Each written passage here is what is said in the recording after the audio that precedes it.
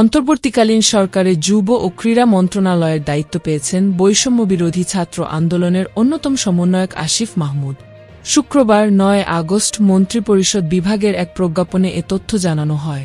যুব ও ক্রীড়া মন্ত্রণালয়ের দায়িত্ব পাওয়ায় আসিফ মাহমুদকে অভিনন্দন জানিয়েছে দেশের বড় দুটি federation, Bangladesh cricket board BCB ও বাংলাদেশ ফুটবল ফেডারেশন বাফুফে। অন্তর্বর্তীকালীন সরকারের ক্রীড়া উপদেষ্টা হিসেবে নিযুক্ত আসিফ মাহমুদকে অভিনন্দন জানিয়ে নিজেদের ওয়েবসাইটে বিবৃতি দিয়েছে বিসিবি।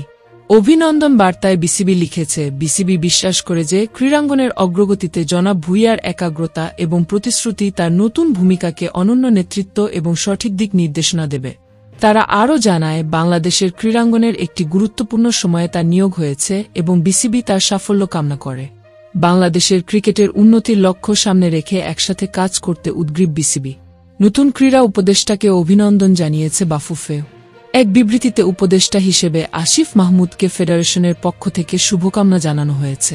প্রিয় দর্শক, কেমন লাগলো ভিডিওটি? ভিডিওটি ভালো লাগলে লাইক, শেয়ার ও চ্যানেলটি সাবস্ক্রাইব করুন। ধন্যবাদ।